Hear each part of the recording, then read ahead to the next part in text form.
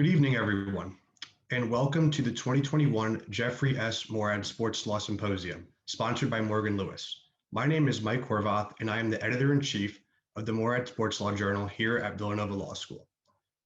The symposium is our journal's premier event each year, and although we cannot gather together in the Villanova Commons like usual right now, we believe this will be one of our best forums yet. Tonight, we have an incredible panel, and we are really looking forward to this discussion on COVID-19 in sports. Thank you all for coming, and with that, I will now turn it over to Carla Edwards for a quick note about CLEs.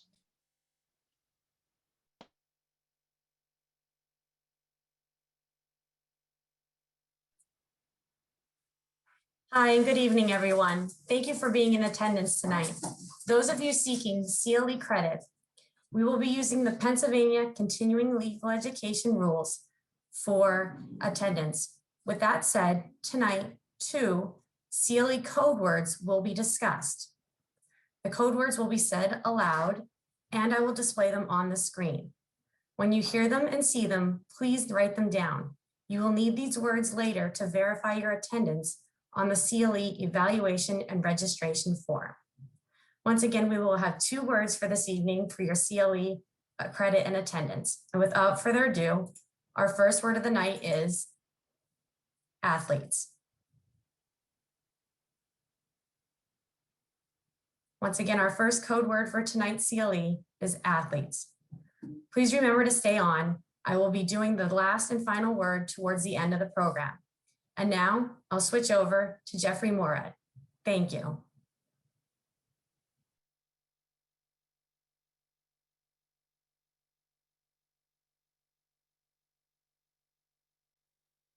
Good evening. I'm Jeff Moorad. I'm the chairman of the Moorad Sports Law Center, which we started 10 years ago now. Seems hard to believe it's been that long. But welcome to our symposium, the first night of the symposium, which, as you I'm sure know, is going to focus on the COVID impact on the sports industry. We have some exciting speakers, a great panel that's going to be moderated by our executive director, Andrew Brandt. And you should be in for a good hour of informative information. So we're excited to bring that to you.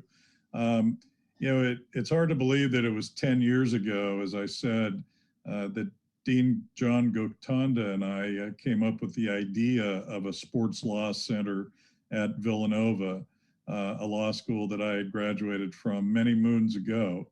And we, after a fair amount of discussion, we decided that a journal made sense. We decided that an annual symposium made sense. And I'm thrilled to tell you that since that original discussion 10 years ago, not only has the program become a reality, but in fact, a leader in the education field in sports law.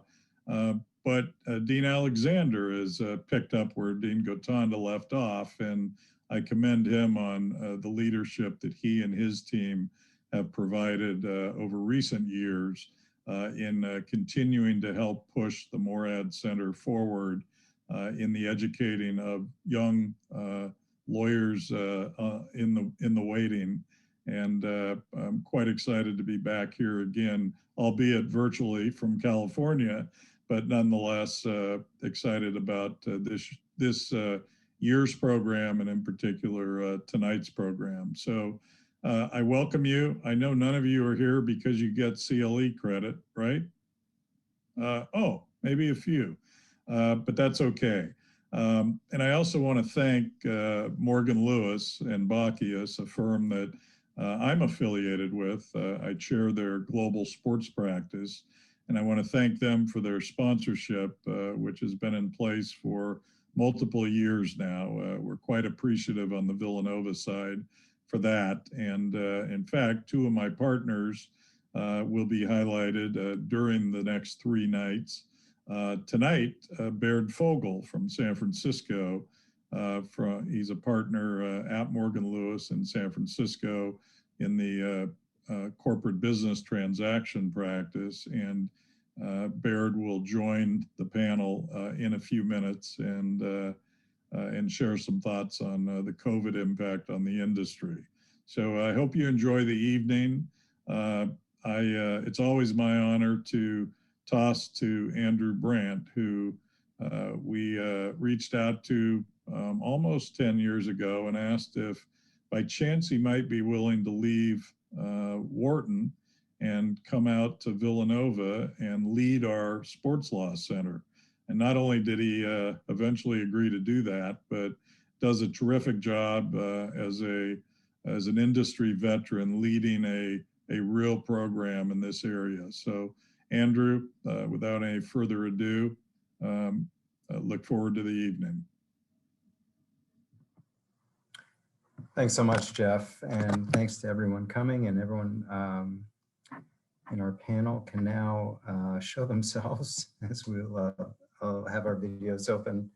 Appreciated from Jeff Moorad, the founder of this program. This Moorad Symposium is, of course, our signature event every year.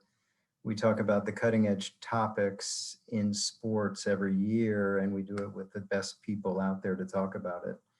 Obviously, things are a little bit different this year. We usually are sitting in the building where I am now, right now, the Villanova School of Law, in the big open commons area with hundreds of people in attendance live, but of course that can't happen this year. So here we are virtually, and we're going to make it, I hope, our best symposium yet, over 3 nights, starting tonight, with an august panel of 3 veterans in the industry that I have great respect for, that I'll introduce in a minute. First of all, as Jeff mentioned, we are being sponsored this year, as we have been the past few years, by the law firm of Morgan Lewis. We appreciate their support. We appreciate everything they do for the Moorad Center, and Jeff being part of that firm as well. So what we're going to do the next 3 nights is sort of look into, as I said, the key topics in sports that we've seen for this year, through our students, through our alumni, through my interaction on the media side. We have been able to sort of assess, and now we can hear from the experts and the industry leaders. So without further ado, I'm going to introduce our panel, and we'll get right to it. Our first panelist, we're going to go in alphabetical order, is Jessica Berman. Jess is a friend. She is the Deputy Commissioner, Executive Vice President of the National Lacrosse League, doing all things there, and comes from the National Hockey League, where she was Vice President at the National Hockey League, and certainly has experience in all measures of team sports and lawyering for these sports. She was also Executive Director of the NHL Foundation. Looking forward to hearing from her. Also here with us is Baird Fogel from Morgan Lewis. Baird is a partner at Morgan Lewis in the energy and sports practice groups. He advises clients in the sports industry, including NFL and NBA teams, and has great experience over this past year. And what we're going to tap into him in his experience advising the NFL, not only this past year, but going forward as we head into 2021 in the NFL, which hopefully for all of us will look somewhat different than 2020. Also with us is Ingrid Petri. Ingrid is Associate Vice President, NBA Global Marketing Partnerships, Business Development.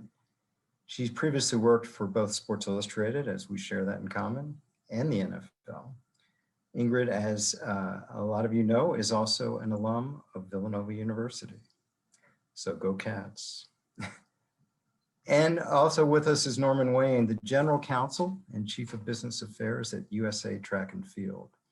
Wain oversees the USATF legal department. He negotiates all contracts, manages corporate governance, handles the anti-doping matters, oversees litigation, and manages the athlete representative program. Gentlemen, ladies, thanks for joining us.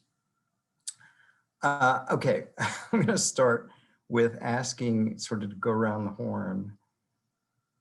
A year ago, we were into it already, a couple weeks. So sort of take us through your sport, your league, in terms of where you were, what you had to do right away, and how you managed to cope through the pandemic in this full year, what you've done, and sort of your role inside assessing where to go, what to do, how to work with local authorities, et cetera, and ultimately in some situations canceling or postponing. Let's start with Jess at National Lacrosse League, and then we'll go from there. Thanks, Andrew, and pleasure to be here with all of you and excited to learn from the others on this panel as well, as we're all in this together and learning as we go in these unprecedented times. I was less than 1 year into my stint as the Deputy Commissioner of the NLL, with the league achieving massive growth and unprecedented metrics in terms of commercial success in the season last year when COVID shut us down. And unfortunately, we haven't returned to play, although we recently announced our return to play date for December 3rd. And we have bigger problems than the NLL not playing if for any reason we can't make that target. So fully anticipating being able to return. In terms of sort of how we approached the stage and the circumstances we were faced with, we made decisions really as they were presented to us. It's not as if we said last March, oh, we're done until December of 2021. We processed and discussed and analyzed all of the facts and circumstances as they unfolded. Ultimately, we actually came pretty close to executing a bubble this year. I would say we were about 80% baked in our strategy and plan, which I was leading internally at the league office. And for anyone who's been involved with something like that, I'm sure Ingrid has, you know how much work it is to put those plans together. So ultimately, the unique circumstances of our league, namely that our players, 70% of our players live in Canada, and playing in the NLL is their part-time job, made it really challenging, particularly given the increasing restrictions in Canada. So the guidelines and the policy from Canada, as all of you may recall, back in February when we were facing our go, no-go date, increased and made it more challenging, not less challenging, even though things were generally improving across the COVID landscape, made it such that we couldn't proceed.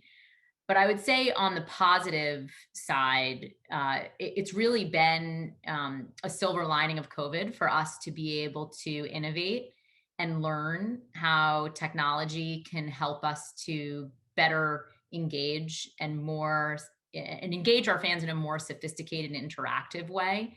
We're launching into next year with really unlimited opportunity as it relates to embracing the very different landscape than when we shut down as it relates to sports betting, and have used the last year to really redefine and reformulate our strategy as it relates to broadcast, media, marketing, digital.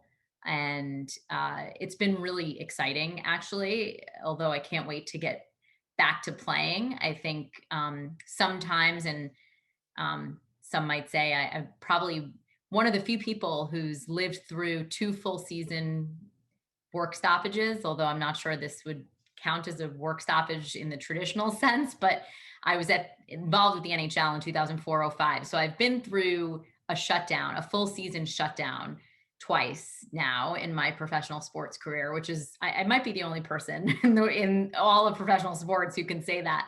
But both times I would say it was an opportunity to do a start, stop, continue analysis for all of our investments to make sure that everything that we're doing is strategic and laddering to short, medium, or long-term ROI, and really build relationships with our teams and make sure we understand the ins and outs of how to make them successful coming out of this. So definitely a hard year, absolutely. But there's been some silver linings, and I think we finally feel like there's some wind in our sails in terms of things beginning to achieve a new normal. I don't think we're ever going to return to what life was like before COVID. But I do think that, sports will return and will achieve its new semblance of normal. So much, Jess. I think we're going to come back to that because that idea of a new normal is really kind of the name of our symposium. It's never going to be the same, even though people want to get back to where it was. We've learned that there's so many things, but as you said, you found that silver lining to do a lot of things that you weren't able to do when things are moving at a big pace. And you mentioned the word, so we're going to go to Ingrid. Bubble. So this is the year of the bubble in sports, and no bubble got more attention than the NBA at Disney, and we all focused our attention on those games and all these players coming to one space and what they had to do to even start playing and all the friction about even doing that. I know you weren't there, and I know you were doing other things, but sort of take us through your world a year ago and then through the summer. And Definitely, we've had a bubble, a wubble, and we just completed a gubble with the NBA G League.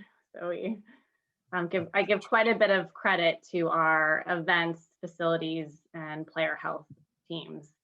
They've done such a remarkable job having all three bubbles complete with no positive COVID cases, and it just definitely is a remarkable achievement. We were clearly the first league to halt play on March 11th a year ago, which really had a ripple effect, not just across sports, but across all of life as we know it. So it just kudos to our commissioner, Adam Silver, for really taking that stance. Where I sit, I'm in a business development role. So my world also halted on March 11th, given who wants to answer the phone for a sponsorship opportunity to engage with the NBA when who knows what was going to happen with all of sports, not just the NBA. And for us, in I would say the first few months, it was just reaching out to people, I think just across the board for any industry you're in, checking in to see how your friends and family are doing. I think a lot of people thought that it would just be a few weeks and then maybe a few months, and no one would, again, think that we're sitting a year out, still dealing with a pandemic. But to what Jessica was sharing, there's definitely a lot of silver linings, a lot of positive steps that we've taken as a league with our partners to really engage with our communities, to have a positive impact, to not look backwards, but look forwards into what our future is and how are we embracing the technology that's at our fingertips? How are we innovating and improving our gameplay? How are we engaging with fans in new and authentic ways that have never been done before? If you look at our bubble environment, we created a virtual fan experience through Microsoft Teams that had never been done before. And it was a key learning, I think, for all sports to how do we rethink what that game day presentation looks like? How are we incorporating our partners when all of our worlds have become upside down? And how are we engaging with our fans? So definitely, while it was a hard, I would say, 6 months now, again, the silver lining in it is there is so much opportunity. Ingrid, you mentioned it, and before we move on, I just want you to sort of drill down a little bit on that March 11th, because it's one of those moments kind of we all remember where we were, certainly as sports fans, with the Rudy Gobert positive test and Adam Silver deciding to shut down the league, which kind of shut down sports the next couple of days and kind of shut down the country the next couple of days. Maybe it's giving too much credit to the NBA and Adam Silver, but it seemed to have kind of a, wow, once the NBA took this that seriously, it really did have a ripple effect. So maybe go back to a year ago, a year and 2 weeks ago, like what was happening in that office? And even if you remember that night where you decided to cease operations. I personally can't say what was going on with our senior leadership team. The conversations that Adam I would imagine was having with ownership. For him, and what I know of his leadership is that he is decisive. He's not afraid to be a first mover, whether it's making a decision to halt gameplay, to suspend our season, or to support social justice issues, or to embrace new technology. I would say that Adam is, I don't want to say the best commissioner. There are a lot of good commissioners out there, but I'm very proud to work for him and work with my colleagues. Thanks so much, Baird. You've been advising the NFL last year and going forward. You know, you and I have talked even before we came on about the timing issue. The NFL was so lucky, really. They could sit back and watch from March until whenever what the NLL was doing, what the NBA was doing, what these other leagues were doing, and testing and tracing and everything else. And you sort of had a front row seat into those decision making by Commissioner Goodell and others. So if you could share some of that. Sure, and thank you for having me. Before I gotta get out of that, I'm a numbers guy like Jeff, and I want to just kind of share a little bit of the impact that COVID had on sports. I think people always talk about it, but they don't really understand the magnitude of it. In the first 6 months alone, sports lost about 12.3 billion in revenue because of COVID. Over 1.3 million jobs were lost in sports. A lot of those jobs have been determined already that they're probably not coming back. A lot of what has happened because of COVID is teams and franchises and organizations have become more streamlined and more efficient, and they've seen where they can save costs. So it's been a huge hit on the sports industry in the United States alone, not to mention globally. So I wanted to make sure everyone kind of understood where we have been navigating in the past year, everybody on this panel. I've assisted clients in the NBA, the NFL, professional golf, minor league baseball, Big Three basketball, and motorsports, all on COVID-related work the past year. As a lawyer speaking to future lawyers, I assume in this discussion, it was a huge pivot by lawyers in the past year to quickly bone up on COVID skills and COVID knowledge and be able to help our clients who were drowning in a sea of this stuff, as you can probably imagine, with little to no time to prepare. Some of the work included, paycheck protection programs, essential business determinations to try to keep certain industries and franchises open. And it also related to consulting on reopening issues, from sanitizing with COVID kill type of applications to establishing testing facilities and protocols on site, to even helping with sports betting license applications across the country as everybody went online instead of in person. Sports betting saw its biggest year ever. And once sports came back on, more people were betting online than ever before because the brick and mortar model was, at least last year, dead. And it looks like going forward, it's going to take a huge continuous hit as more people have gone online. With respect to the NFL directly, Andrew, timing is everything, as we discussed. The NFL had just finished its season when this all happened. And not to say they were enjoying their advantage, but it was quite an advantage to sit back and watch the other sports, most of whom were in the middle of their seasons when this occurred, and learn from their mistakes and from their successes, from the bubble approach in the NBA to shortened seasons in Major League Baseball, to some of the capacity requirements and issues that teams and leagues were facing. I helped one franchise in particular from day one on this stuff, and I thought it'd be interesting to share just a few of what some of the unknown measures that the NFL took and posed on the team so they could have really the only full professional season that occurred in 2020 was the NFL. A testing trailer was set up at each NFL venue. Every person, an executive and player that would go into the building that day, had to be tested in the trailer and wait in the trailer for the results to come in before being allowed in the building. There were capacity limits on every building in the NFL. Travel was insane for the NFL. They used to travel in huge caravans with lots of personnel. They were limited to just the players and kind of a skeleton crew of coaches and personnel to assist with the games. Despite having about a 50% reduction in who could travel, they had to have 2 times the buses, for example, because of seating requirements and social distancing. So instead of 5 buses, they had 10 with half the people on them. They had to charter larger planes and have seating plans that were approved by the NFL so that people would have their own rows and be more than 6 feet apart. The worst part for these folks, and I know the NBA players experienced this in the bubble down in Florida, they could have no outside contact, and that included with family members. They weren't even allowed to leave the hotels or the buses or the planes. It was a very minimalist type of existence. But the most, I think, impressive thing about what the NFL did is they made all the executives and players and personnel wear what they called contact tracing wristbands. And you had to have these on at all times. If you took it off, you were done. And the contact tracing wristbands logged every single contact any of these folks had with anybody else inside the building or during travel.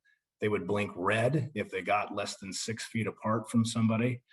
And what it really did is if somebody was exposed to COVID or had tested positive for COVID, they could go back and log exactly who they came into contact with during that time period and alert those other folks and put them into the COVID protocols.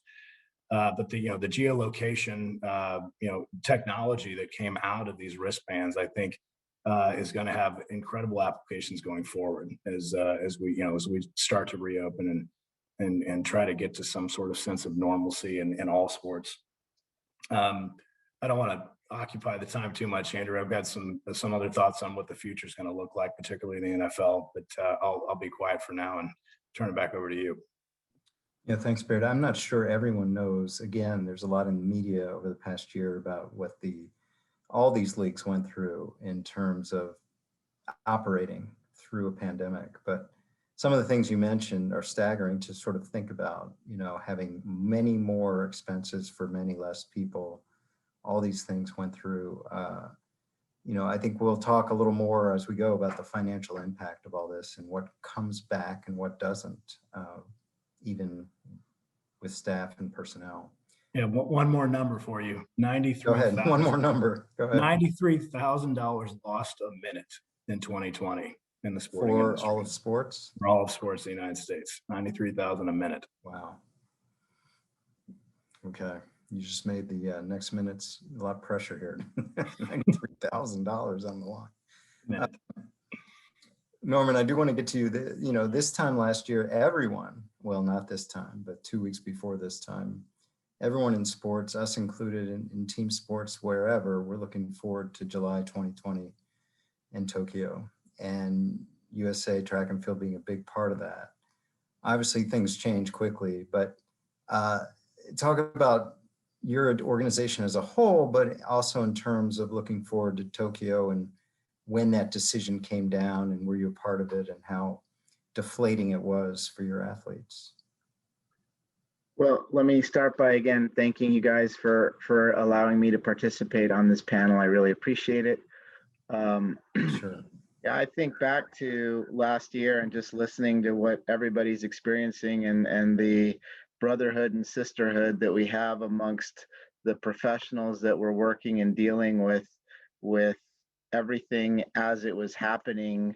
That feeling that you don't exactly know what the right answer is because the facts keep changing on a regular basis, definitely keeps you up at night. So for us, I'm thinking back, we were like a week or two removed from our marathon trial. So we had just had athletes that were starting to qualify for the games that summer, and we were gearing up for our outdoor season, which was going to culminate in the Olympic trials and then the games later that summer.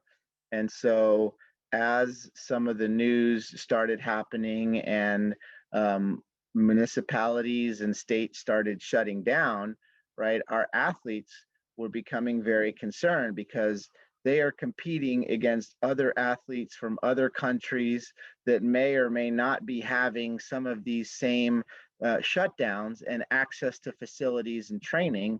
And in our sport, in the Olympic movement, right, these athletes are training for this competition that happens once every 4 years. And if they're not able to be successful in that competition, yes, they have world championships, but the Olympic Games have a lot of influence and impact on their marketability. So athletes were starting to get psychologically and emotionally concerned as they were beginning to fear that there might be other advantages that were had in other countries. And so our executive leadership started looking and talking directly with our constituents, with our stakeholders, with our athletes, and getting a sense of understanding. And we were one of the first NGBs to reach out to the USOPC and say, hey, you know, it might be time to say, look, we're not, I mean, remember at the time, everybody was like, well, let's just see how this is going to go.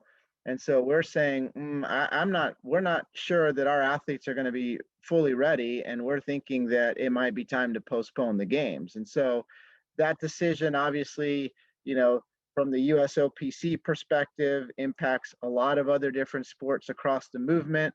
So it's a very complicated analysis in terms of what to do. And again, they're one entity amongst a lot of countries that participate in the games. And so there were a lot of pieces in play as we were working through and trying to navigate those issues. As I'm not going to get into a lot of the details, but I'm sure everybody on this panel and presumably a lot of the folks listening can understand that when you're dealing with other countries and other sports that may have periods where you need to get qualifying times in order to either get to a trials or the games, and you're not able to have those events over an extended period of time, that presents problems.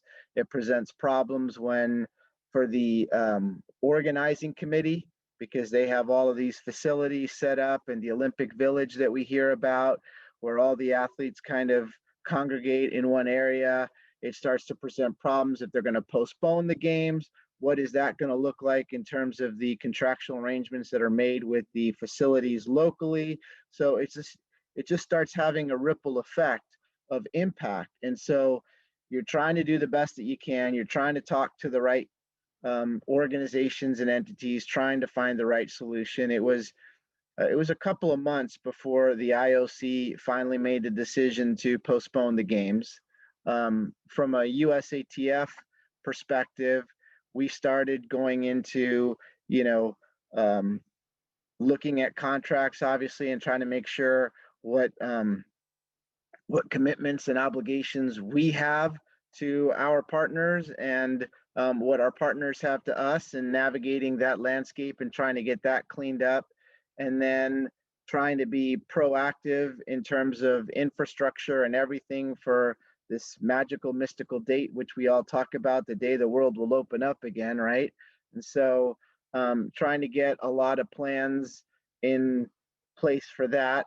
And then obviously now the contingency planning for the upcoming trials, which are going to take place this summer here, and all of the COVID protocols that everybody else has dealt with, only it's different because, you know, it'll be easier in one sense because we're one country, one bubble, but as you start to take the team and move them into a different country where a lot of the contact tracing issues will come into effect. How do we get athletes from the airport to the hotel and then the hotel to the facility, and try to do all the things that you can to minimize contact tracing? Because again, I mean, this isn't a, you know, you can miss a day or two and go through the protocol and then come out. I mean, when you're dealing with games and these types of competition, I mean, you're either there and competing or you're not. And so, like I said, it's been very challenging. And again, that's just at the highest elite level.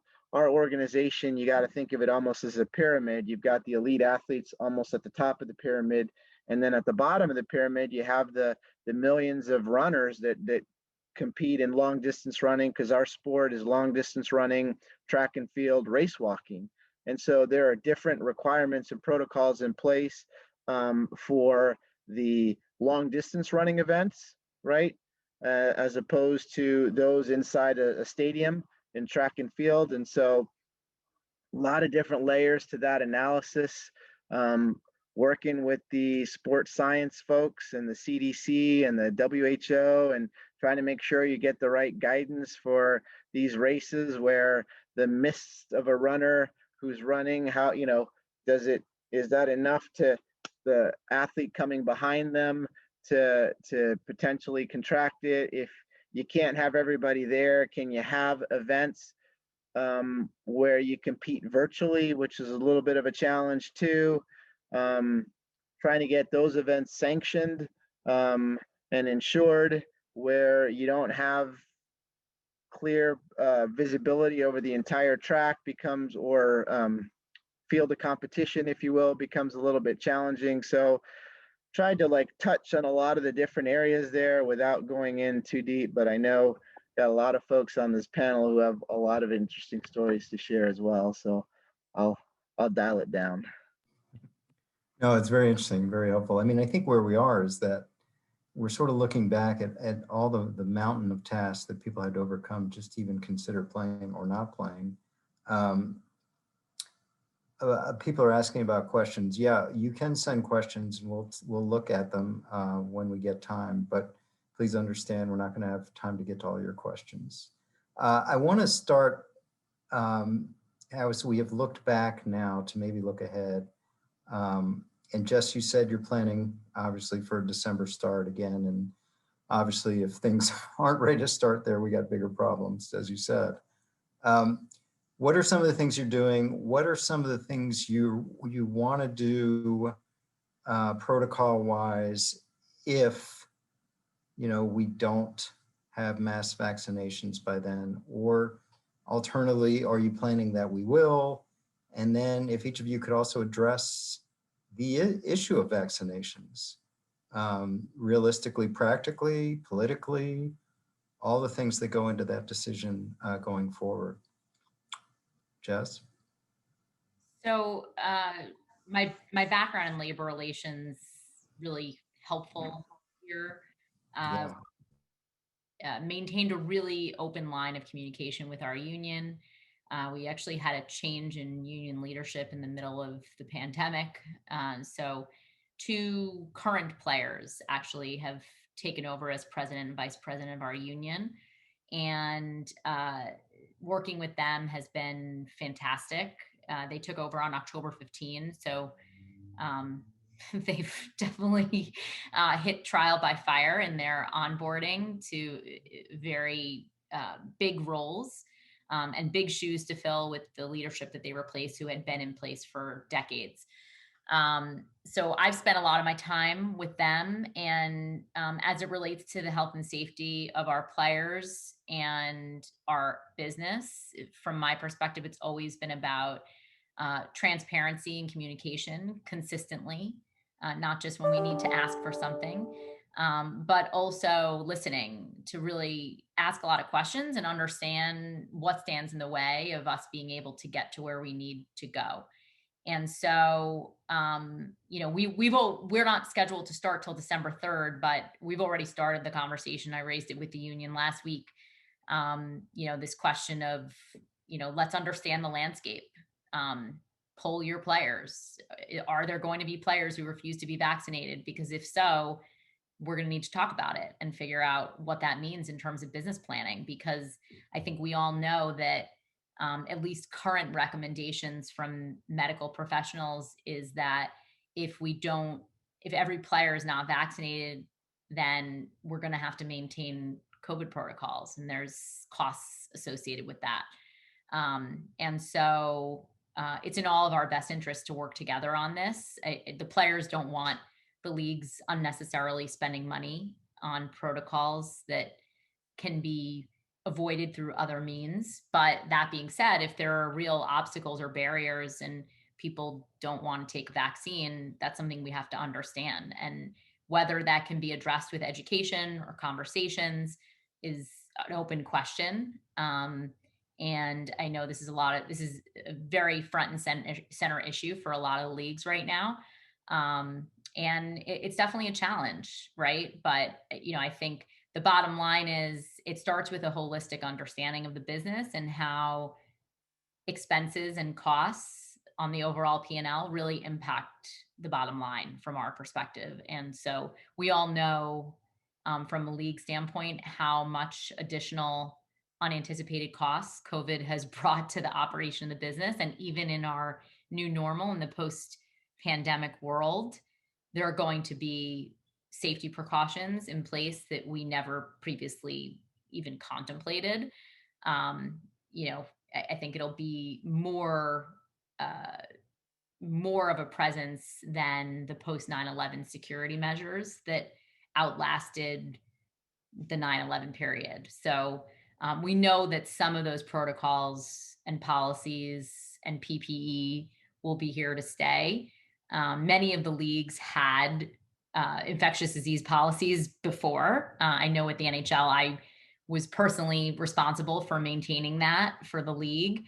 And there, people don't really think about it in this way, but there were a lot of infectious disease issues that came across in the leagues over the past years and decades. So it's not the first time that things like this have happened. There was a mumps outbreak in the NHL. There was SARS. There was the avian bird flu. There was all kinds of things that OSHA requirements, wearing masks and gloves, like how you handle blood and pathogens when people are on the field or on the ice. Those are not new issues, but there's obviously heightened sensitivity, and I think that will remain. How much it sort of builds into our operations and the P&L from a cost standpoint, and I think is still an open question, and whether players, and not just players, really anyone who's around the field of play, need to be vaccinated in order to minimize the impact of those extra costs. Yeah, that's so true, and that really resonates home, because at the Packers, where I was for 10 years, we had a couple, you may have heard of this, MRSA outbreaks. Yeah. So we were quarantining, we were testing, we were bringing in specialists in hazmat suits, the whole thing, back in the day. Right. It just wasn't everyone, and it didn't last 12 months. Right. It didn't shut down the world. Ingrid, you guys are in year 2 of playing through a pandemic, this time non-bubbled. And so far, so good. I mean, you've had some hiccups. A lot of teams sort of haven't had their full rosters for some quite a while. But as we sit here today on March 23rd, it seems like stadiums are opening up a little bit. I know, talked to people who went to the first game in Philly where they allowed fans last week. It was like there were 50,000, but there are only 3,000. Real sense of hope around what's going on in the NBA, but you're facing the same challenges everyone else is, and maybe address that V word we're starting to talk about. V word in V, vaccination. Yeah. thank you. Like, is there a new term within the legal world, since I'm Yeah, there is one now. non-lawyer? I'm kidding. Adam's publicly come out and said that we won't require players to be vaccinated. So I don't work within our player health department, so that's what I know so far. I do know that the NBA can help, hopefully, in terms of, I wouldn't say necessarily promoting vaccinations, but promoting the facts behind not just vaccinations, but health as it stands, and also just cleanliness. We just signed a partnership with Clorox. We're working with them on how are we making our facilities, environments, arenas safer for our fans. Obviously, as I mentioned, you're not bubbled this year. Is there any talk or thought from that, to your knowledge, about, when you get to those most important games in postseason,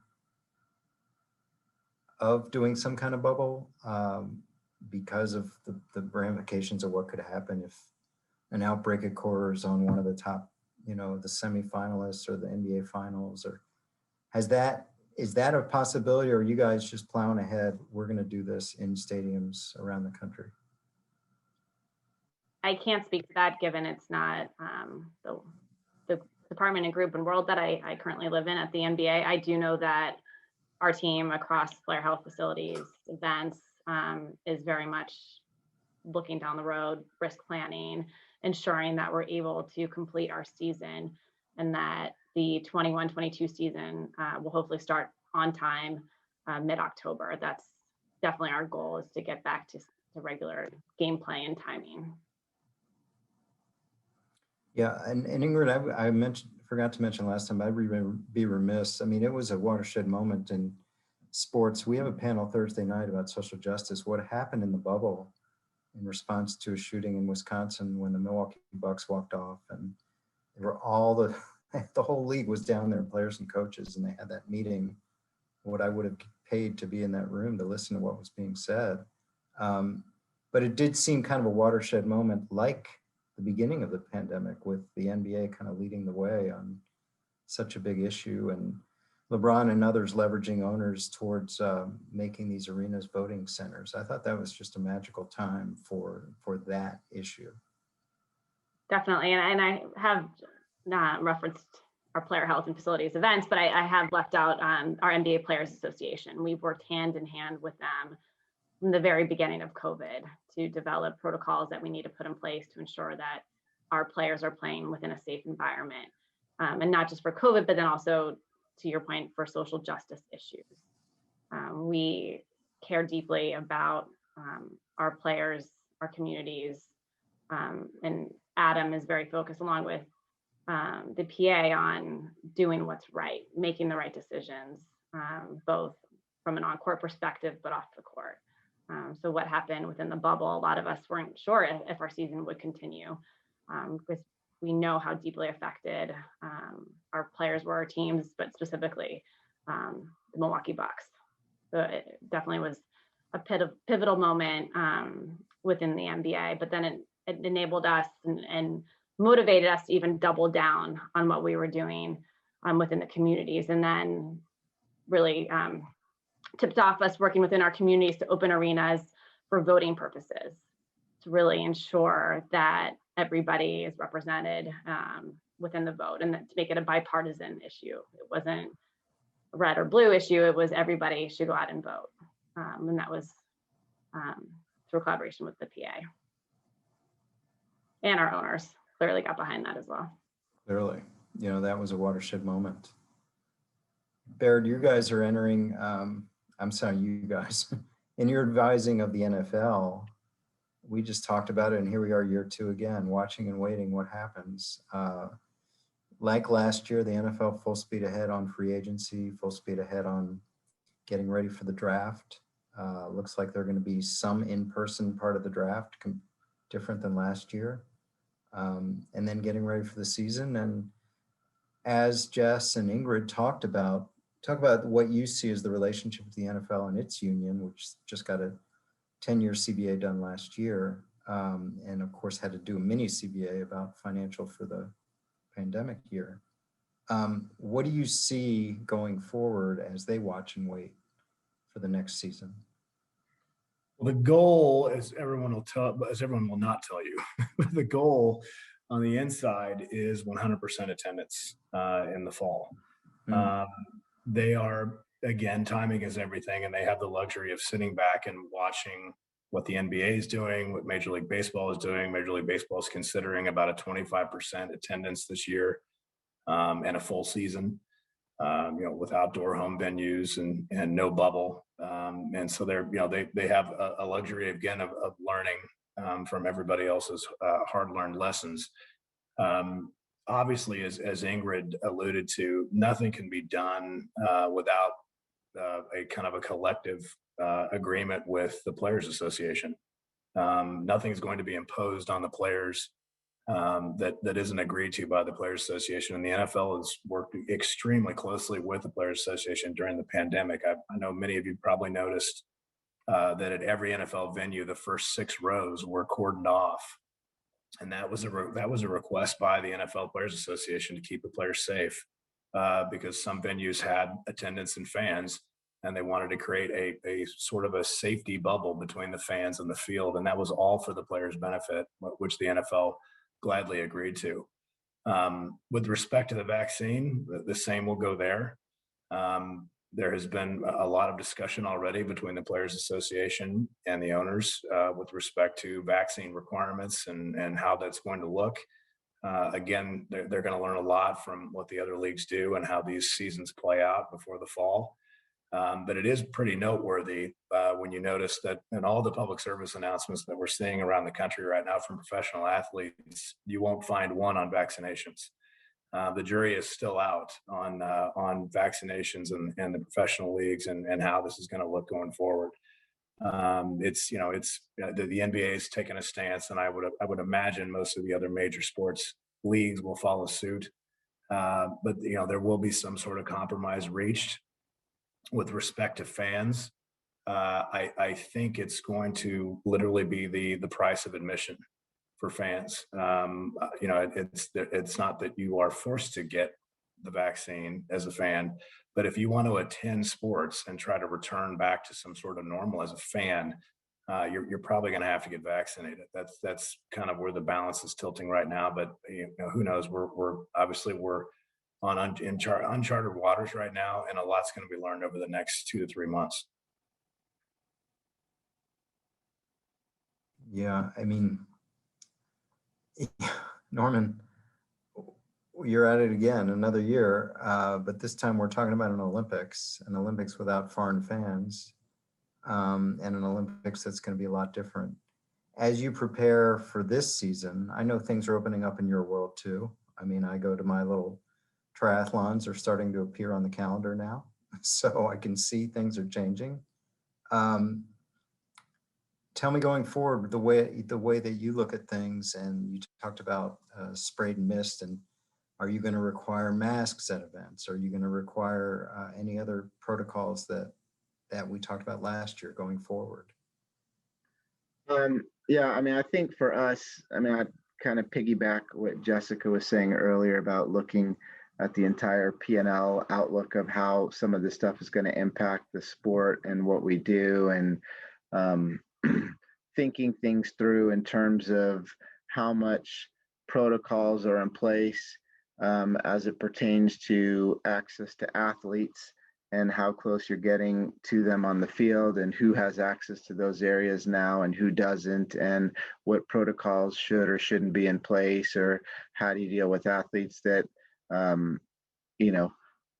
may not be testing positive yet, and where do you set them up around competition levels. And for us, I mean, it's breaking down to, you got to get them into the area prior to competition so that they have to test negative before they leave their cities, and then they have to test negative and sit for a couple of days once they land in the venue for the competition. And then again, some of the contact tracing that was mentioned earlier, and just ensuring that we're doing things as best as we can to get them to and from competitions. And it's like little things that people normally might not think about, like in our sport, where if you're busing athletes from the hotel to the facility, now you can't do it the way you would before, where the bus would roll up, everybody would load in, and they'd go down to the track and start to warm up, because you've got to limit the amount of people that are on the bus and handle that 6 feet of social distancing, and then in the front and out the back, so that there isn't any going back on each other, and like little things like that. But our sports science team has been doing a great job of working with experts on the subject matter. Like I said, the CDC, the WHO, they have put forth guidance. So to answer your question, they have put forth like really detailed, specific guidance in terms of the type of event and the risks associated with events. Because again, some of the distance running events, the risk would be less than they would a track and field event that is in a facility. Or when you're throwing objects, right? What are the protocols for officials in retrieving them, and athletes before handling them again, and, things of that nature, so that you minimize a lot of the risks associated with that. And all of these steps have costs to them.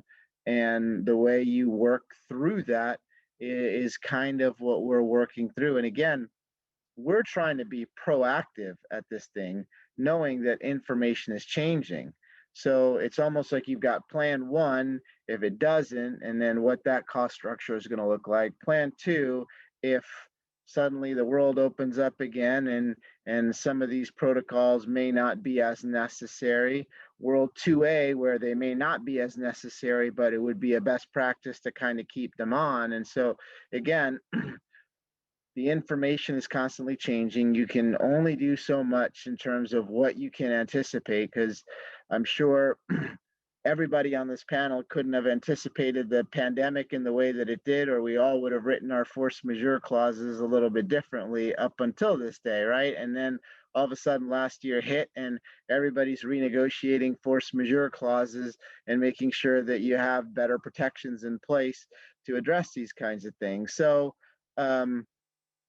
it's a work in progress. I can't sit here and definitively say it's X, Y, or Z. What I could say is we're trying to be very methodical, very analytic in terms of planning for certain contingencies, and then what the impact will have on the overall business of continuing our mission statement and promoting our sport and protecting the interests of the athletes and the fans. And so it's a complicated process. There's a lot of factors. And again, in our sport where you have sponsors and volunteers and different governing bodies and the USOPC and the International Federation, which is World Athletics. And so all of these entities like intersect in certain different areas. And so you're trying to make sure that you're kind of threading that needle in terms of depending on the type of event and situation that you're dealing with. Yeah, what I'd like to do is sort of a final question to all the panelists about, you know, the overarching name of our symposium this week, the new normal. So, Jess, what is going to be the new normal? Maybe you've touched on this a little bit, the new normal with the National Lacrosse League. Yeah, I think it will hopefully keep a lot of the good characteristics and element that existed prior, but increase access for fans from a technology standpoint. I think you'll see the sports business in general show up, hopefully, with more diversified revenue streams. I think COVID has exposed that for a lot of us, we were more of a live events business than any of us had really realized. Even the bigger leagues that have substantial media contracts had more significant revenue vulnerability than I think they probably expected. And so I think there's a lot of discussions around how to be more prepared and be more diversified so that we're not solely reliant on being a live events business, which I think is a good thing for fans. It means that there'll be more access points to be able to demonstrate your fandom, whether it's digitally or through gaming or gambling or social or digital. And I think they'll be continually innovating virtual experiences so that for those who can't be in person for any reason, they can still be excited to support their team. And I also think the way that content has evolved in the last 12 months will be here to stay. I often quote the NHL CMO who came from Pandora, Heidi Browning. My first meeting with her, she said, humans over highlights, that was her motto. And I think certainly for leagues that have had either canceled or truncated seasons, we've had to embrace humans over highlights, but I think a lot of that is here to stay as well. And a lot of the leagues have realized the power of the behind the scenes stories to an even greater degree than really anyone was doing previously, in that it really creates the dimension of the connectivity that builds your fan journey. I want to double click a little bit on that humans over highlights, a great line. Do you mean more kind of the up close and personal, get to know the players, social media, Instagram, all of the above? Yeah, yes, which would be through the voice of the player, but also for leagues and teams to use behind the scenes content and second screen experience to add dimension to the straight primary game experience. And if any of you have young kids who are old enough to have devices, even if you can get them to sit down and watch TV with you, which I actually force my kids to do, they have at least one other device in their hands. Right. There's sometimes a third screen experience. And oftentimes it augments the first screen experience. It's like they're following commentary on Twitter, or they're following what their YouTubers are saying, or I don't even know what they're doing, but I try to learn because I realize that's the next generation of fans.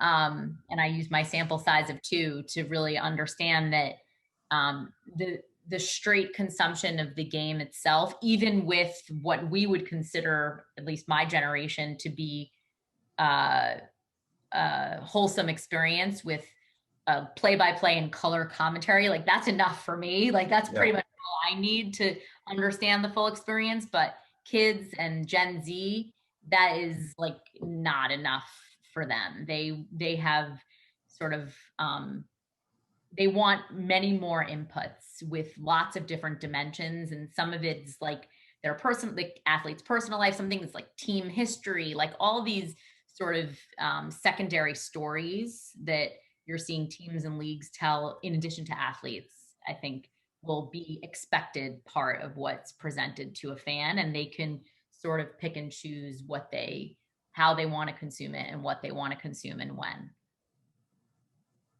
So true about the consumption. You know, my sons look at that big thing on the wall that's called a TV, and they're like, well, why do you use that? No, what's that for? You know, it's all different devices. Ingrid, what is going to be the new normal? We've touched on some of this as we approach the NBA end of this year, going into next year, which you say you hope is a full, complete season. Hopefully we'll have more fans in arenas. That's first and foremost. To Baird's point, gate revenue is extremely critical to our teams and the league overall. But second to that, and what you're sharing is really going deeper with virtual experiences, with that digital second screen companion. A lot of our fans are younger and really engage with us across social media. I definitely see another area that will continue to grow is gaming, both fantasy as well as sports betting. That's an area in which we'll only see growth as it gets legalized across various states. Another hot craze that's come about during COVID is the whole idea of NFTs and blockchain and digital trading cards experiences. I'm sure a lot of people have heard about Top Shop, which launched last year, but all of a sudden over the last month has really become a very popular way to engage with our content.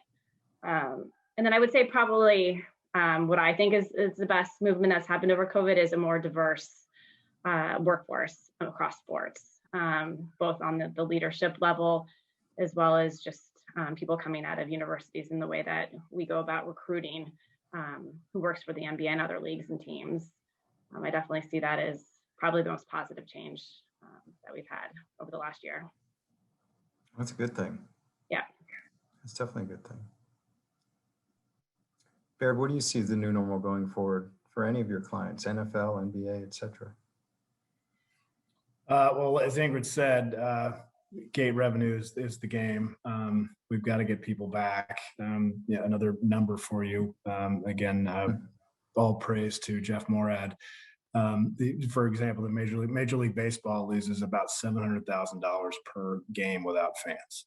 To give you an idea of the magnitude of the revenue hit when you don't have fans.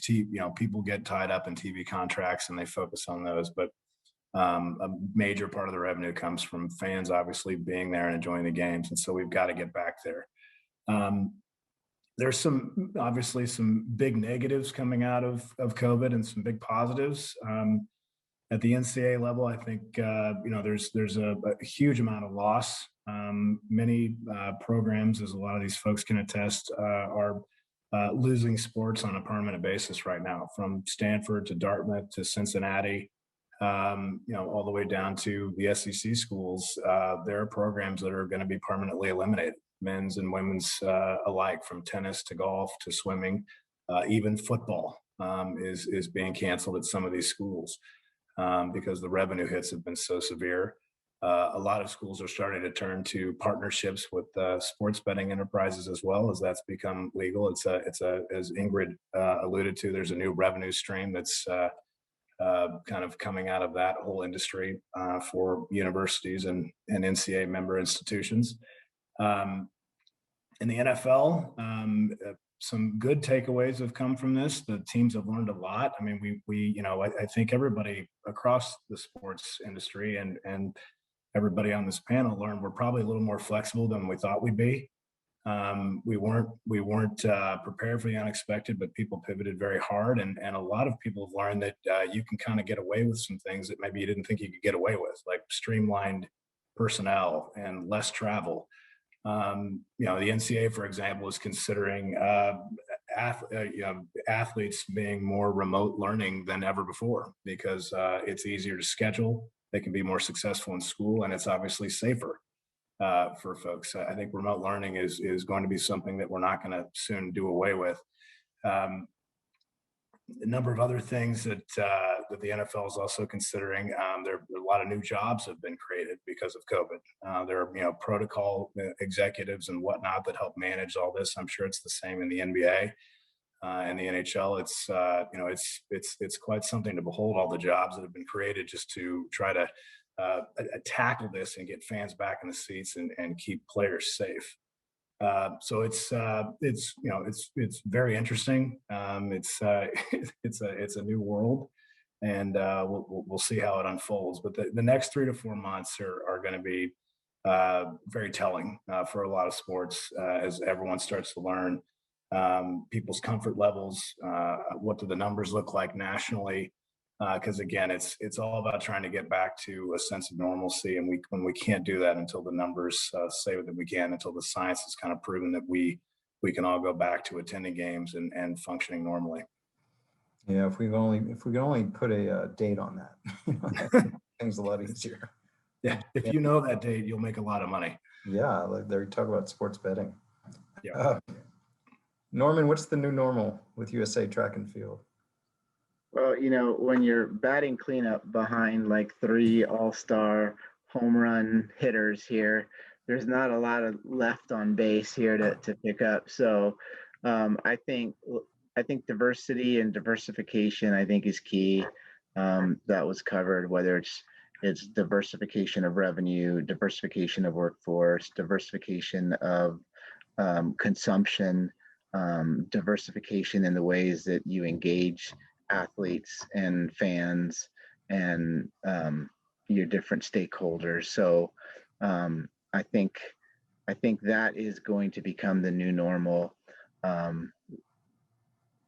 The issue that was just brought up with regard to collegiate sports was kind of where I was going to go because we have been trying to work with the NCAA and the various conferences to try to be front runners, because with the absence of March Madness last year, it had a tremendous impact on the athletic budgets at the various universities. And so we all know there's 2 really big revenue generating sports in college, and then there are the others. And so within the movement, I mean, we're really worried about those things because we don't want to see those programs go away, because it has a ripple effect both on interest and participation and competitiveness and lots of different things. And so